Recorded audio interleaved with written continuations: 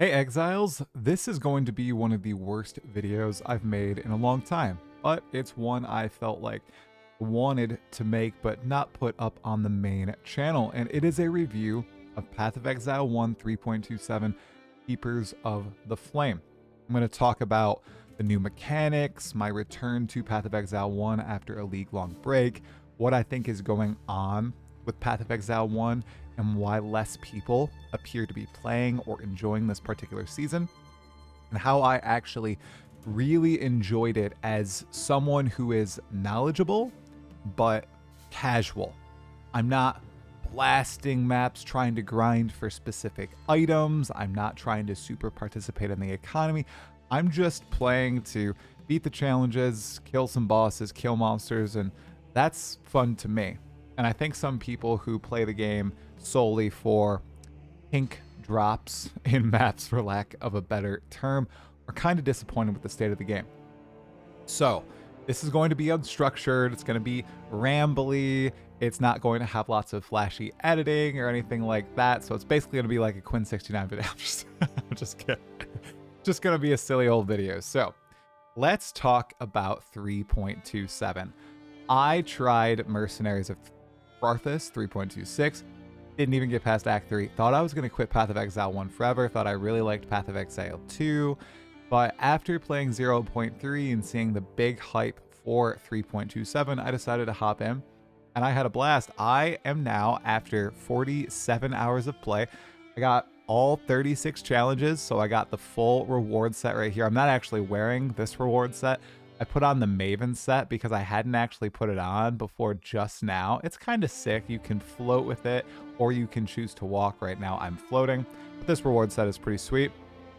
I'd say these challenges were either the easiest set of challenges in a very long time, or after my 1 year break from PoE 1, I just went into God mode, because I think it only took about 35 hours to get all the challenges, and I skipped over.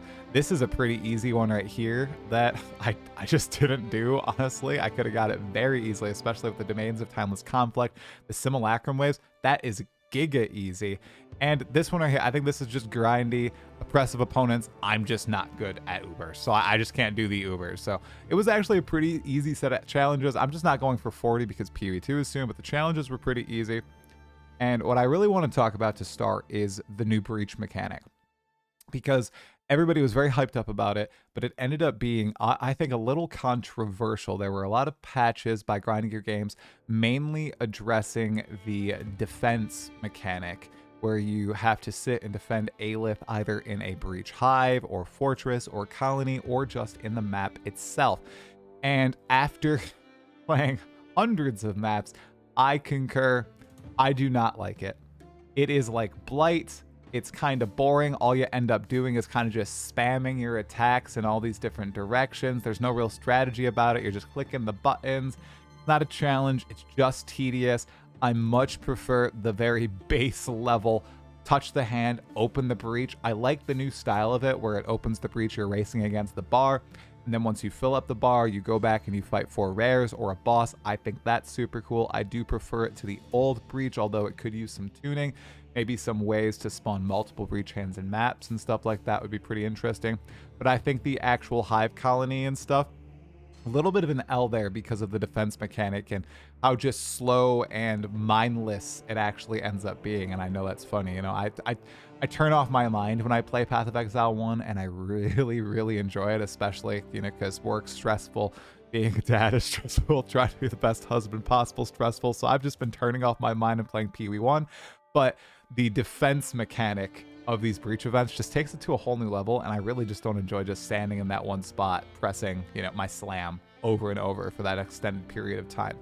So I hope that's either reworked a little bit or just removed entirely if this ends up going core. A lot of people have been saying, oh, do you want it to go into PoE 2? I want at least the hand mechanic to go into PoE 2 where you're racing the bar and then you can have the bosses at the end. I think that's super cool. But the colony and stuff, as much as it is cool to have the different dynamic events spawning, I'm a big fan of that. Like the abysses in PoE 2, I love how dynamic those are. These breach ones with the blight-like defense, don't like that. Don't like that. Hope it changes.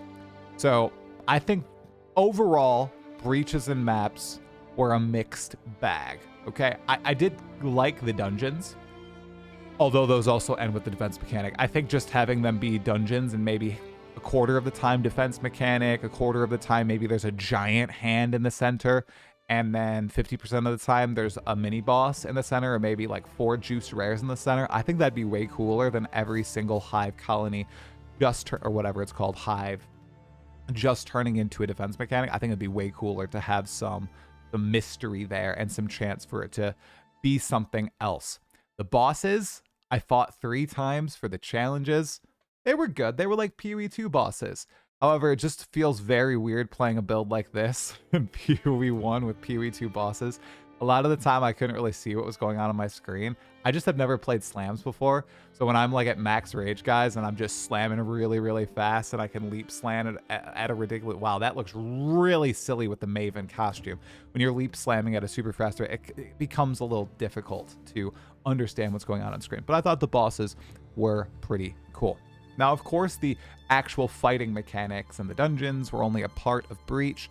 One of the other big parts, and we'll get to lore in a second because there's actually some sick lore that I want to talk about. I might make a video about it too on my main channel.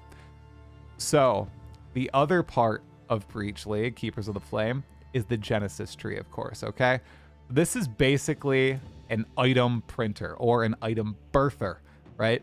You get to determine the parameters of what item is birthed from this tree. You are rewarded with womb gifts from doing breach events, and you can get graft blood and spit out cool items. They can be powerful rares from this part of the tree. They can be the grafts that you put on your body right here, right? These grafts, which are pretty cool. They're pretty powerful. They can be unique items that have new Foulborn modifiers. You can spit out currency. I didn't get lucky with any currency, unfortunately. I saw some people got 20 div drops. That's pretty sick. Or you can get mysterious items. So scarabs, other womb gifts, and well, I only got scarabs and other womb gifts, but you can get, you know, other things from this, I think, as well. This tree, for me, was wonderful. I was able to make sick axes. Look at this axe. Very sick. It's not that powerful, but I think it's pretty cool. Sick axe, sick body armor. I also, was it these gloves? Not the gloves. Okay, I made these boots as well. Like a week into the league, so cool. I love it.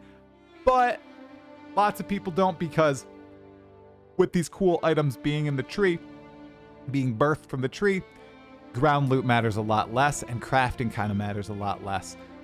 As a casual player, guys, I just, you know, as someone who doesn't dive into all that, I really enjoyed it. I think there should be some trade-offs here, honestly. Maybe you can't come out with like a 6 mod amazing item. Maybe the rolls could only go up to like T2 or T3, something like that. I don't know. I understand that it's too powerful, but man, it felt good to get some sick items myself, because I'm usually not getting them from drops off the ground. Maybe I'll get a 3 mod cool item or something, but I'm usually not getting these amazing items off the ground, and I'm usually not crafting them either. The actuality of it is I go and I buy those items all the time in PoE 1, and with the Genesis tree, even though it was just random chance, right? I made a deterministic path, okay, and it randomly spit out some pretty sick items. I still made them myself, and that felt really good. Did I max out my character way faster than I would have otherwise? Max out. Did I make my character super powerful faster than I would have otherwise? Yes. Am I okay with that? Yes. Do I understand that it's probably too powerful and a reason why a lot of people left this league really quick? I also understand that. I don't know if this is going core. I assume it's not going core, but I really thought it was a fun mechanic for this league, and I'd love to see something like it come into the game in the future. Briefly talking about the graphs themselves, the flesh graphs were super cool. I love them. I loved min-maxing them, experimenting with every single different type of graft. I settled on these two right here, the spiking ool graft and the impaling ool graft. Just giga buffs to my slams. They're great. It was just a huge power increase. I had the graft that slammed the fist down on monsters for a while. That was awesome. Even in T15 maps, it was blowing crap up. I eventually swapped to these because they just empower my slams, and it's so cool seeing the spike. Is this the spike one right here? Yeah, the spires of bone to erupt. It melts bosses, and it is uber cool. I love it. This was a cool temporary power shift. It's what is it? Borrowed power for the league. Loved it. Probably not going core. It was really cool though. Okay, we have the crafting, we have the actual breach mechanic, the bosses. The last thing I'll touch on is the story. The story of the league was actually pretty sick, and there's going to be some spoilers here, guys, okay? 3, 2, 1. We get to meet Chayula, the dreamer, you guys. At the end of the breach story, after you kill the breach bosses, you are allowed to go and speak with Chayula himself. You get all these dialogue options. It kind of branches together, PoE 1 and PoE 2, and you learn that Aelith, the leader of the Keepers of the Flame, keeps being reborn over and over, keeps being killed, sacrificing herself for Chayula to further his war against his brothers who have merged into Zesht-Ula. And you discover this. He tells you this. He explains this to you. And he's like, don't you tell Aelith. And you know what you can do? You can tell Aelith the truth. And when you do, he says, I told you not to tell her. And he kills her. And then he just rebirths her into the world. And she's like, oh yeah, I didn't know what's going on. She's completely oblivious to this. It's such a cool beat. And then you also have this right here. Oh, did I click on it earlier? When you first come into the monastery, there's a strange flame every time after you progress that part of the story. And it's Aelith's soul. She's trying to tell herself, the currently living version of herself, that she's being manipulated by Chayula. And every single time, Chayula crushes the soul and just snuffs the flame. It is so cool. So I don't know exactly how this flows into PoE 2 yet. I think some of the blocks will be connected as the PoE 2 story progresses. And if we get Breach 2.0 in there, there's also some lore right here, the Word of the Dreamer. And if you notice, there's also this guy. People who have played Path of Exile 2 know who this is. This is a child version of the monk 20 years before PoE 2. This is where the monk trained. Now, in the backstory of the monk in PoE 2, you know that his monastery, it was found with everybody dead within it, and he's blamed for killing all them. Was that what really would happen? Probably not. But it's super cool to see that this right here, this monastery, appears to be the monastery that is referenced. I really wonder if we'll eventually get to meet Aelith in Path of Exile 2. As a lore hound, as someone who really enjoys it, I think I'll put something together that's, 10 minutes. Not a deep dive 40 minutes like Kitten Cat Noodle, but just something brief to keep everybody up to date. It's a super cool League story. One of the best that they've done in Path of Exile 1 in quite some time.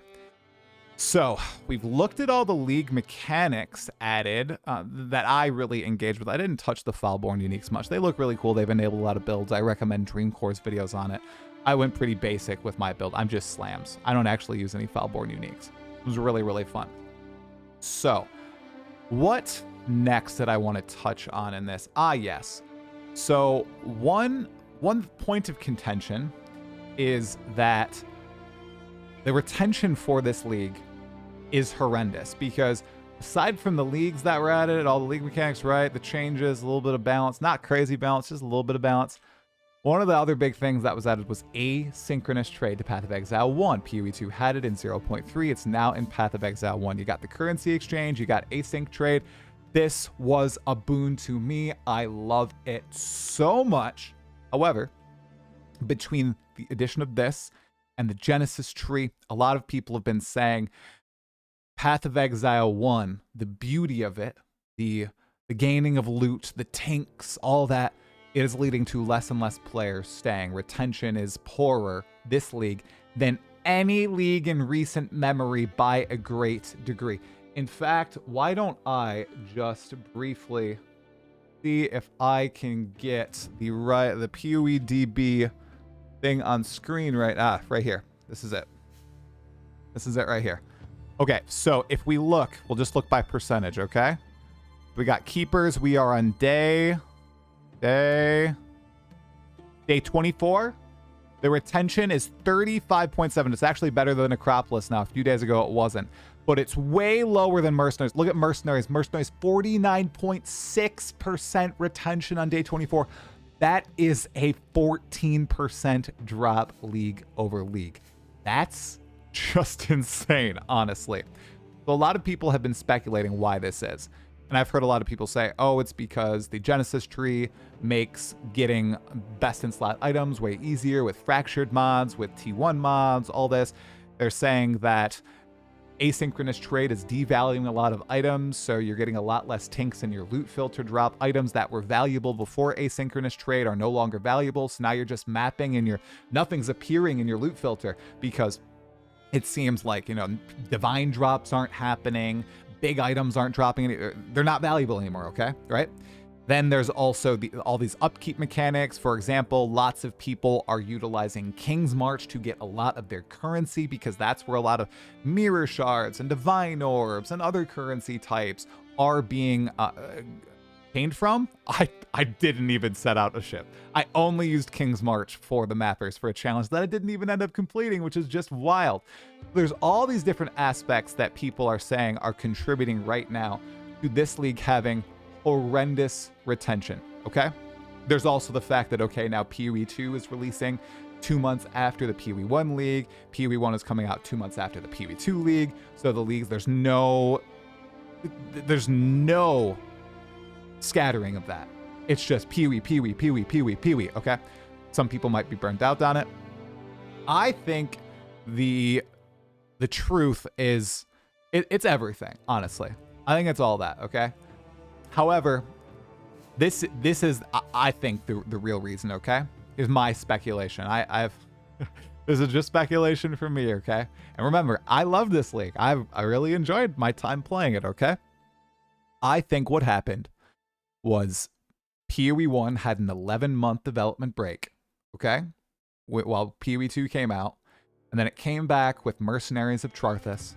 People were super excited to play Mercenaries of Charthus. Wow, the shadows are so blocky. I just noticed that. Interesting. People were super excited to play 3.26. They returned, they played a bunch, and then they hopped. And after that, they kind of realized, man, I don't know. Maybe PoE 1 isn't for me. I came back, I played it, I enjoyed it, but I don't need to come back for every single PoE 1 league. I got all these other games that are coming out. What I think is, I got PoE 2, maybe they like PoE 2 more, they see PoE 2 as the future, maybe they realize like PoE 1 isn't for them, and they didn't come back for 3.27, or they came back and then they bounced even faster, they realized, this is kind of more of the same. It's like me, I took a break. Maybe if I had played 3.26, I wouldn't feel this way about 3.27. There's all these other games. Grinding games always say, oh, you reach maps, and PoE 1 steals your soul. Well, there was that 11-month break where all these other games had the opportunity to steal the souls of Path of Exile 1 lovers. I think that may have occurred a little bit, that some people may have fallen out of love with Path of Exile 1 right now, and it needs to get back into a regular cycle for it to win people back, for people's souls to be captured once more by the game, and for them to really love it once more. I truly think PoE 2 plays a big factor into it, okay? Because a lot of PoE 1 players who have played the last PoE 2 season, guys, it's pretty darn similar to PoE 1 at the end game, okay? The campaign, very different. Early end game, I'd say, is also pretty different. But once you get to the end game, once your build starts really ramping in maps, the gameplay is very similar to PoE 1. I would even say sometimes it's faster. The screen is more cluttered in Path of Exile 2 than in Path of Exile 1. And while the end game isn't good right now, it doesn't have as much variety as people in Path of Exile 1 are used to. The game has only been out for, under a year. And they're obviously focusing a lot on the graphical fidelity. They're really trying to iterate on the gameplay. They're trying to get all the different styles of play inside of PoE 2, and they're going to focus on that end game. Honestly, it's an afterthought. Even though that they paused the campaign work and they implemented an end game, it's still an afterthought. And I think the PoE 1 end game, after playing it, guys, I think this is way cooler, way better than what they have in Path of Exile 2. But I don't think that they should one-to-one copy what they have in PoE 1. I think that they should try something really new in PoE 2, even though this is amazing. I just realized I don't have these favorite maps. Genius. There's a lot of good stuff in PoE 1, but it shouldn't be copied 1-to-1 to PoE 2. I think they should try to experiment with something new, because the more these two games are the same, the more dead Path of Exile 1 is going to become. And that would be an absolute travesty. Really. Try something new with PoE 2. Let PoE 1 be its own beautiful monster. Okay? All right. What else here? Okay, I played slams for the first time. Slams are awesome. I can't believe it's taken me this long to play slams. Didn't follow a build guide. Did not use the new Ascendancy, even though I was going to try out the Wild Bear right here. Ended up not doing that. Didn't follow a build guide. I tried Cleave of Rage, crashed and burned, unfortunately, but hey, it happens. I got to T15 maps with Cleave of Rage, but I couldn't do the Breach Hives with it, the defense mechanics, which sucks. What else? Oh, the bosses. Man, I love the PoE 1 bosses. The Maven is so beautiful. Uber Elder, excellent. Shaper, my beloved. Searing Exarch, I hate you. That ball phase, oh, it infuriates me. Oh, this MTX right here, super, super cool. There's a reference to Jonathan. You can see he just gave us the middle finger pushing up his glasses. Love that they inserted that meme into the game. Is there anything else that I'm missing for this PoE 1 league? Huh. I don't think so. I think that's it. If I were to give it a number rating, I would give it a, in terms of my enjoyment, probably an 8 out of 10. And how many hours did I play? Let's just make it official. 1 day, 23 hours, 30 minutes, and 57 seconds.